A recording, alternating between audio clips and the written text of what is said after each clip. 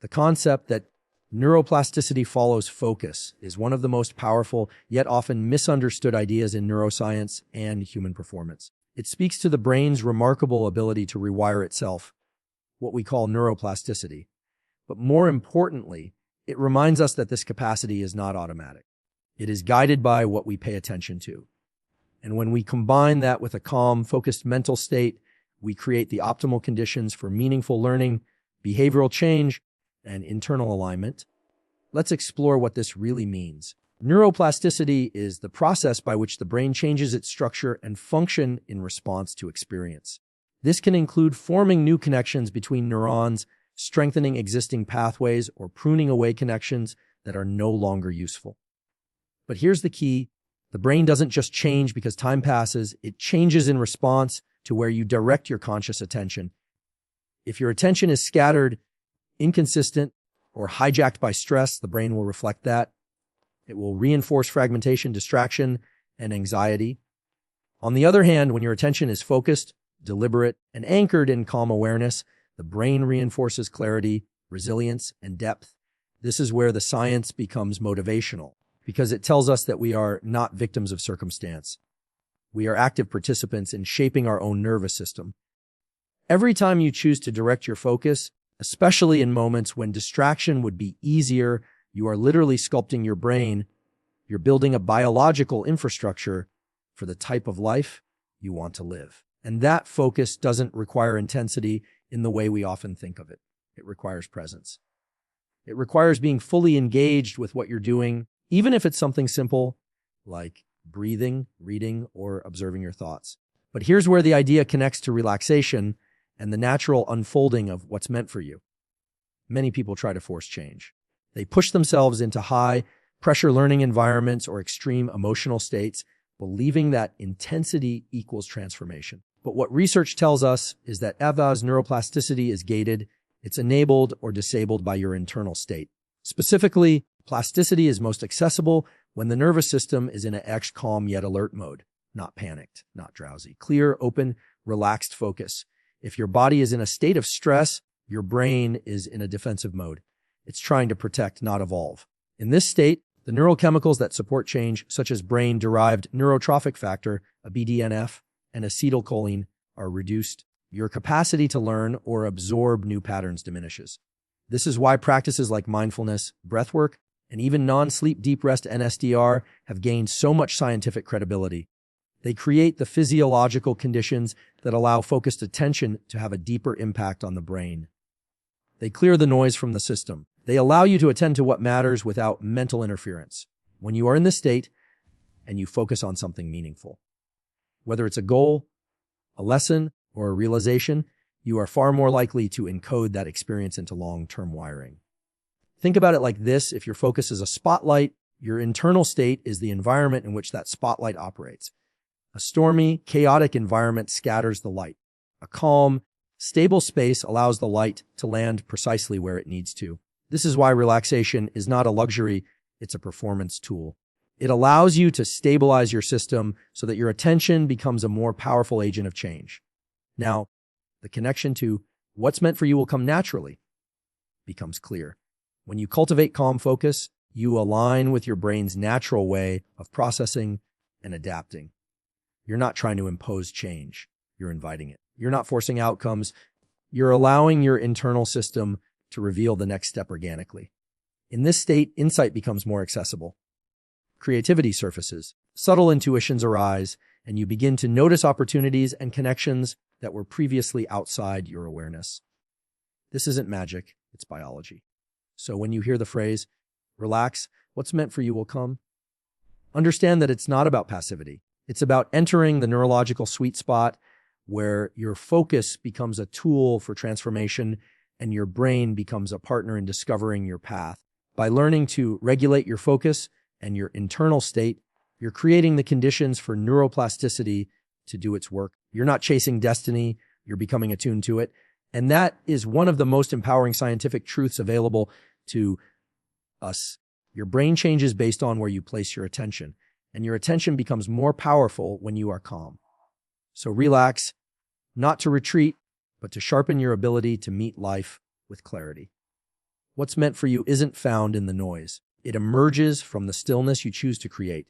The power of a parasympathetic state lies at the very heart of how the human nervous system governs not just stress and relaxation, but also creativity, memory, emotional regulation, and long-term health. It is a state of the autonomic nervous system that promotes calm, recovery, and restoration. While the sympathetic nervous system prepares us to respond to immediate threats, heightening alertness, increasing heart rate, and mobilizing energy for action, the parasympathetic system does almost the opposite. It slows things down, it allows us to rest, digest, and heal. But what's often overlooked is that this calm, relaxed state is not just about restoration. It's also the state in which the brain becomes most receptive to new information, capable of high-level cognitive integration, and attuned to recognizing subtle patterns and opportunities. In other words, it is the optimal state for growth and aligned action. To truly grasp the impact of this, we need to understand that the brain and body are in constant communication and that the state of your nervous system profoundly shapes your perception, your decisions, and your ability to respond to life in a meaningful way. When the parasympathetic system is dominant, the vagus nerve, a major communication channel between the brain and the body, becomes more active. This influences not only heart rate and digestion, but also facial expressions, vocal tone, eye contact, and social connection. This is why when someone is calm, they seem more approachable, more thoughtful, and often more insightful. It's not just a personality trait, it's a biological condition that shapes how they experience and interact with the world. Now, when we talk about achieving our goals or living a life that feels meaningful and aligned, most people think they need to push harder, think faster, and do more. But biologically, the exact opposite often yields better results. When we calm the system, we open the perceptual and cognitive bandwidth needed to make better decisions. Stress narrows attention. It places the brain into a kind of tunnel vision where it's difficult to see options or solutions. A parasympathetic state, by contrast, expands awareness. You see more. You sense more. You access memory networks and creative associations that are simply unavailable in a stressed state. This has direct implications for anyone trying to discover their purpose, pursue meaningful goals, or navigate complex life transitions. What you're meant to do, or the right next step for you, often isn't something that can be seen clearly when you're in a reactive or anxious mode. That's because your brain, under stress, is looking for certainty and safety, not exploration and insight. But when you calm the system through breath, movement, stillness, or mindful attention, you shift out of reactivity and into receptivity. You become capable of hearing the quieter signals from within. This is often where clarity comes from, not from thinking harder, but from listening more deeply. Scientific studies support this. Techniques like slow nasal breathing, meditation, and certain visual practices have been shown to activate the parasympathetic system and lower cortisol levels. These practices don't just help you feel better temporarily. They create a physiological environment that supports neuroplasticity, emotional intelligence, and strategic thinking. In these moments, your brain is better equipped to encode new ideas, access abstract reasoning, and evaluate long-term consequences. It's no coincidence that people often have breakthroughs in moments of calm, not in the middle of frantic effort. What's powerful about this understanding is that it puts agency back into your hands. You don't have to wait for calm to find you. You can train your nervous system to access this state more reliably. And in doing so, you create the conditions where things begin to flow more naturally. Opportunities start to align with your efforts. Conversations become more productive. Learning becomes easier. The external world seems to cooperate, not because it has changed, but because your internal state has. This is the paradox of performance and alignment.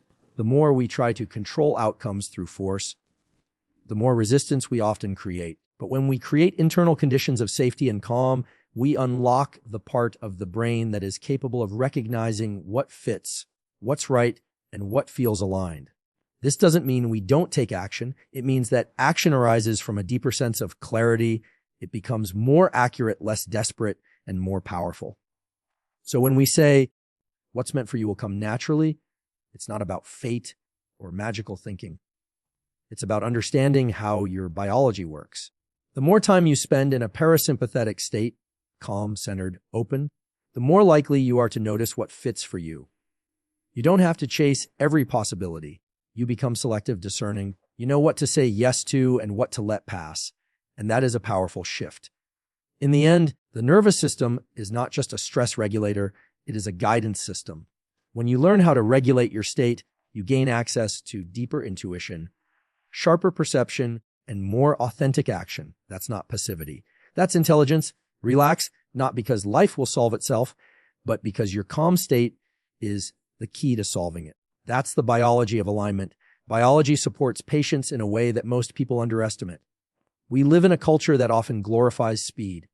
Fast results, instant gratification, immediate feedback. But when we zoom out and look at how the human body and brain are actually wired, what we see is a system built on cycles, rhythms, and timing. Hormonal systems, neural adaptations, and even emotional development all occur not in straight lines, but in arcs that require space, rest, and consistency. This means that forcing results prematurely often works against the very biological systems we rely on to create meaningful, lasting change.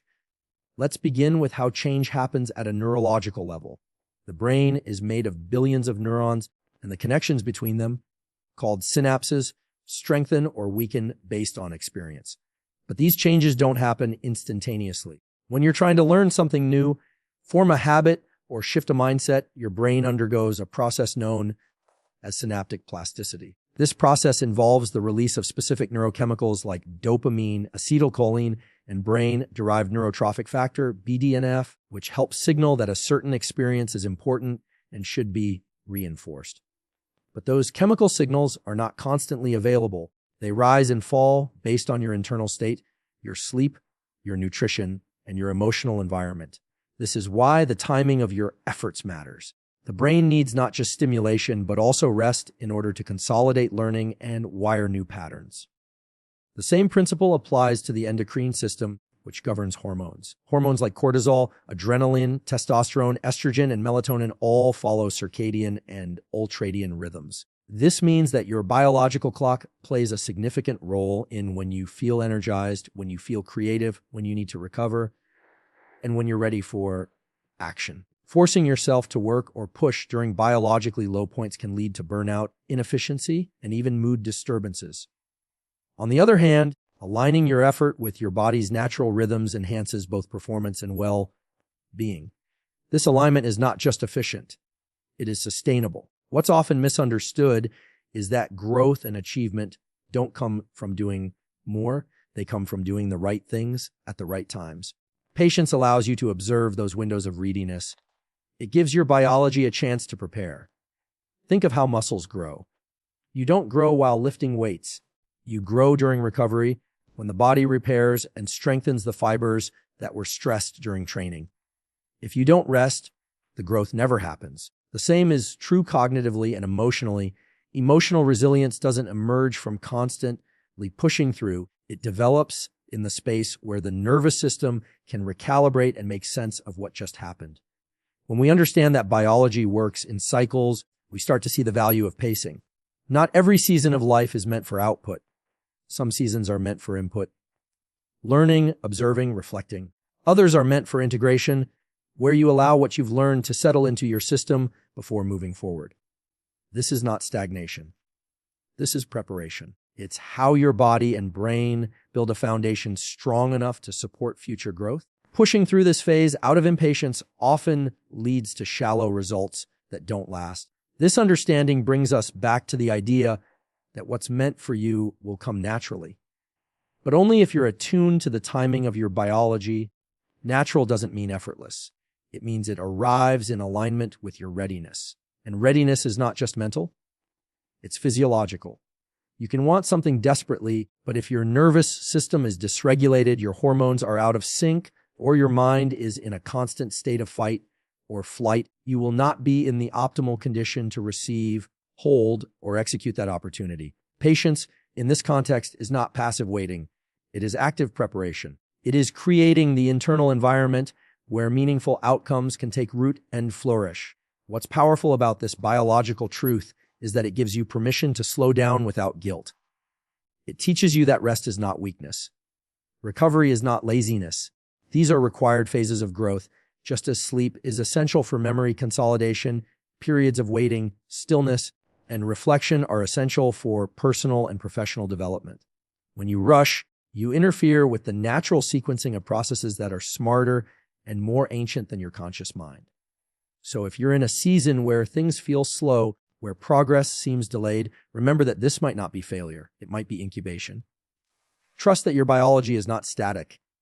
It is constantly adapting, sensing, learning, and reorganizing. And often, when the time is right, you will find that things start to move with surprising speed and clarity. That's not coincidence. That's timing. That's the result of biology doing what it does best when given the right conditions. In a world that rewards urgency, choosing patience can feel countercultural. But from a biological perspective, it is one of the smartest choices you can make. It honors the rhythms that sustain life. It allows for deeper, more resilient change. And ultimately, it sets the stage for what's truly meant for you to arrive, not in chaos, but in coherence. Dopamine and delay have a complex and deeply instructive relationship when it comes to human motivation, behavior, and well-being. Dopamine is often misunderstood as simply the pleasure chemical, but in reality, it functions more accurately as the motivation molecule. It is a neuromodulator that plays a central role in driving us toward goals, reinforcing behavior, and regulating how we perceive progress. Importantly, dopamine is not only released when we achieve something, it is heavily involved in the anticipation of reward. And this anticipation is where the concept of delay becomes not only relevant but essential. When dopamine is released in response to a goal or desired outcome, it strengthens the behaviors and pathways that led to that outcome. This is basic reinforcement learning. But here's what science and experience tell us. The dopamine system works best not when rewards are immediate, but when there is effort, time, and uncertainty involved. The longer and more meaningful the journey toward a goal, the more sustained the dopamine signaling tends to be, and the more rewarding the achievement feels. This is because delayed gratification activates a deeper part of the brain's reward circuitry, engaging systems related to memory, meaning, and long-term planning. In contrast, constant quick hits of dopamine from shallow rewards like social media, compulsive behaviors, or impulsive decisions can dull the system, making real progress feel less motivating over time. Biologically, this is rooted in the way dopamine receptors adapt to stimulation. When you receive frequent, predictable rewards without effort, your receptors begin to downregulate. That means they become less sensitive, requiring more stimulation to produce the same sense of satisfaction. This is the same mechanism behind addiction and burnout. It's not just about overexposure. It's about the system becoming numb from constant, shallow feedback. But when you delay gratification and stretch the arc of anticipation, the system does the opposite. It becomes more sensitive, more finely tuned, and more capable of deriving joy from subtle progress. This understanding gives us a powerful insight. Regulating your dopamine system is not about avoiding pleasure. It's about managing when and how you pursue it. If you can learn to enjoy the process itself, to find motivation in effort rather than outcome, you unlock a level of drive that is both more sustainable and more satisfying. This is not a theory. It is a physiological principle supported by neuroscience. Studies have shown that people who link dopamine release to their efforts rather than just the final reward have higher resilience, better emotional regulation, and longer-lasting motivation. This is where the concept of delay becomes so empowering. It teaches you that every time you hold off on a quick reward in favor of a long-term goal, you are training your brain to value the journey. You are literally shifting the neural circuits that govern what you pay attention to, what you care about, and how you respond to challenge. It becomes easier to persist through discomfort. It becomes more natural to stay focused even when progress is not immediately visible.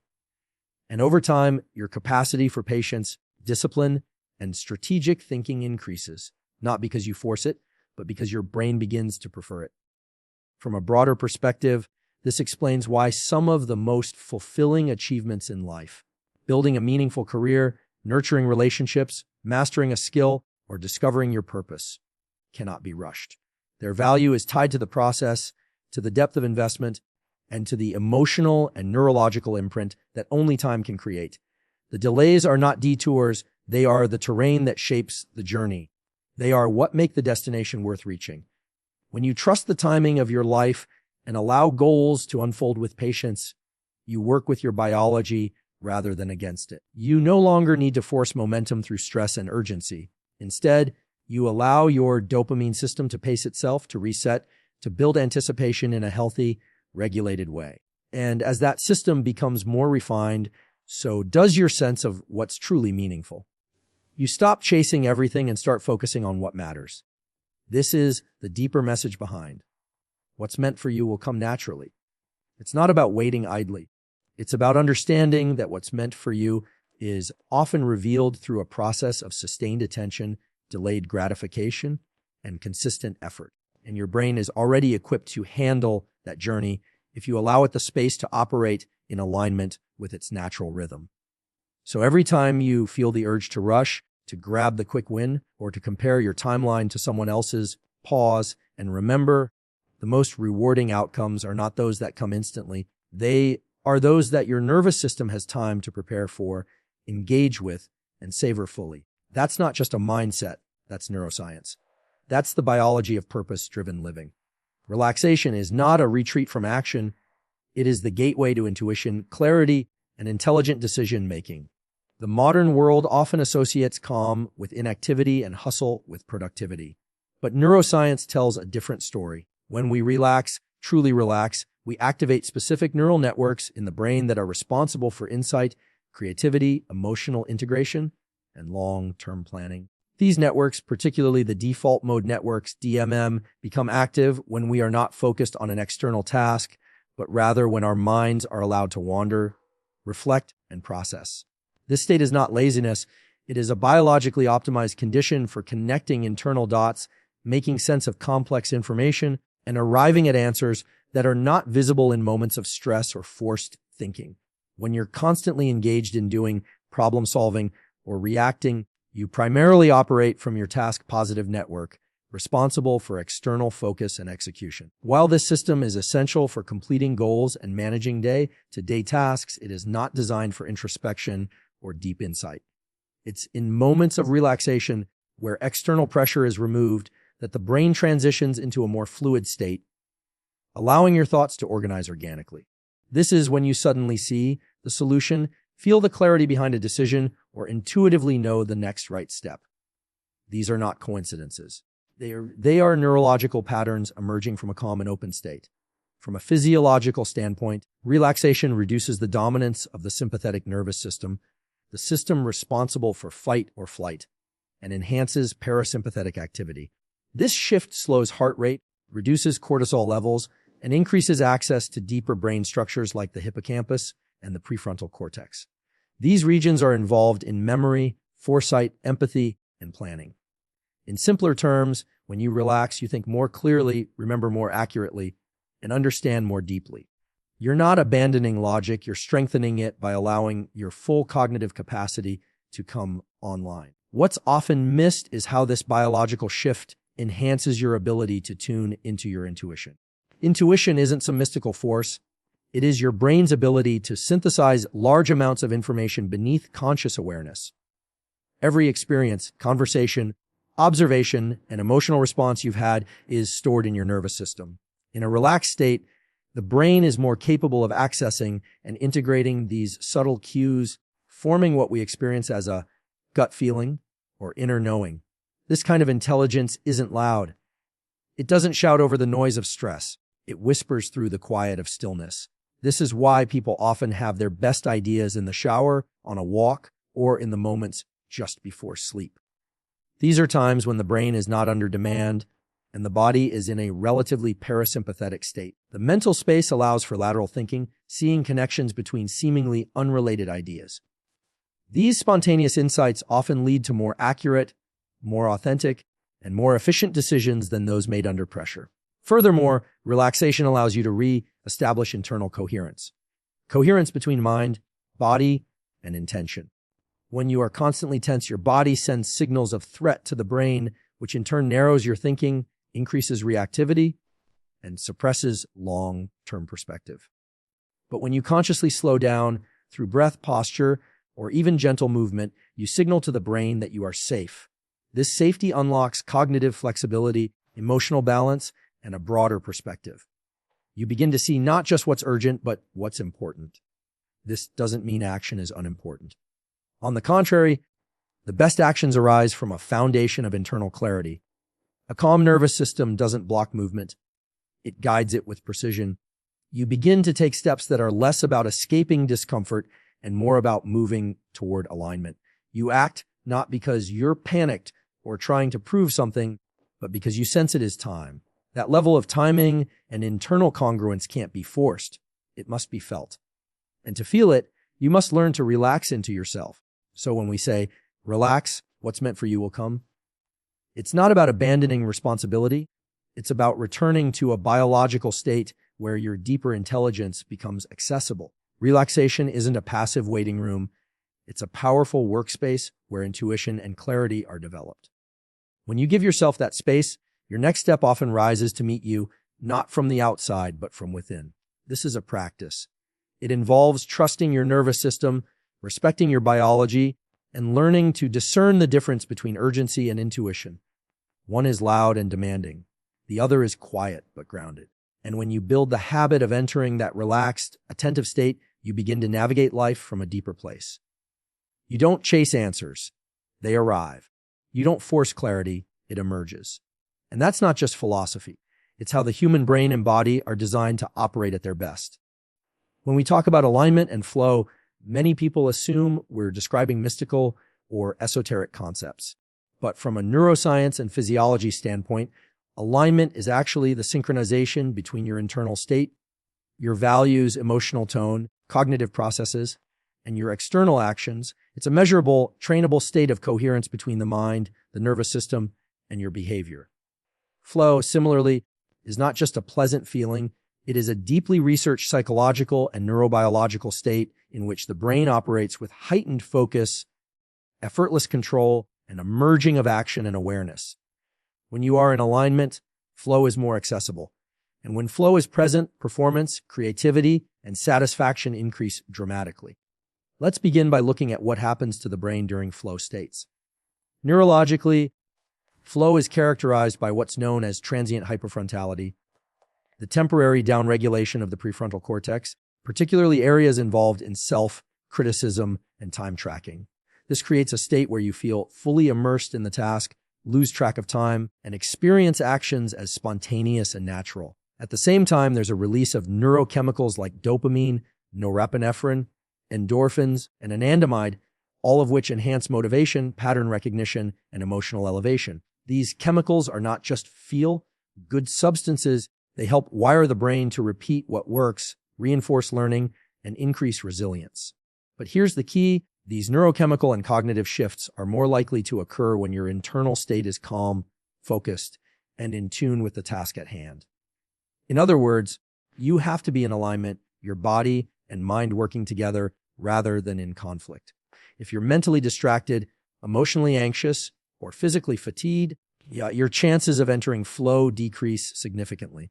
That's because flow requires both challenge and skill along with clear goals and immediate feedback. And you can only meet a challenge appropriately if you're self-regulated, if your nervous system is balanced and your focus is directed. This is where the power of relaxation and patience enters the conversation. Many people believe that flow is something you force through intensity or sheer willpower. But studies and experiential data show the opposite. Flow arises most often when the nervous system is in a state of calm readiness, not tension. This readiness state is marked by moderate levels of arousal, not too low to be disengaged, but not too high to be overwhelmed. The sweet spot, often called the flow channel, sits between boredom and anxiety. You reach it by tuning into your internal rhythms and knowing when to act and when to pause. This is biological alignment in practice.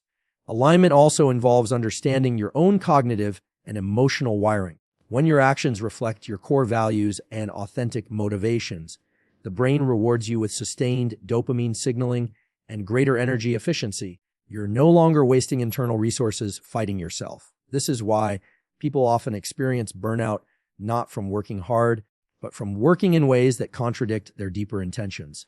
When your external effort is out of sync with your internal priorities, it creates what's known as cognitive dissonance, a stressful, energy-draining state that keeps you in survival mode rather than optimal performance mode. In contrast, when you act in accordance with your deeper values, your biology supports you. You're more resilient in the face of setbacks. You recover faster. You make decisions more fluidly. That's not just mental toughness. It's a state of internal coherence where different systems in the body are communicating clearly and efficiently. Heart rate variability increases, indicating emotional flexibility and nervous system adaptability. Your breathing synchronizes with your mental focus. You begin to experience a sense of being carried rather than constantly pushing. That's alignment. This also explains why flow and alignment often lead to unexpected opportunities and synchronicities. When your system is operating efficiently, you're more perceptive. You notice patterns, recognize openings, and respond to subtleties in your environment that others might miss. It feels as if life is meeting you halfway, not because the world has changed, but because your perception has sharpened. You're attuned. You're no longer second, guessing every move or overthinking every step. You trust yourself, and that self-trust sends signals to your brain and body that support action. The process of entering alignment and achieving flow isn't accidental. It's cultivated. It requires self-awareness, nervous system regulation, and a deep respect for timing. You can't rush into flow, and you can't fake alignment. But you can prepare the conditions by calming your system, clarifying your intentions, and staying attuned to your internal feedback. And when these conditions are met, what's meant for you often doesn't require forcing. It comes with a sense of ease, not because it's easy, but because it's right. So rather than constantly trying to push or manufacture outcomes, consider this. Alignment is about clearing internal resistance so that your natural intelligence can guide you. Flow is about allowing your biology to do what it does best under the right conditions. And both are far more powerful than raw effort alone. When your inner world matches your outer actions, you no longer chase what's meant for you. You simply meet it. That's not magic. That's the biology of coherence and flow.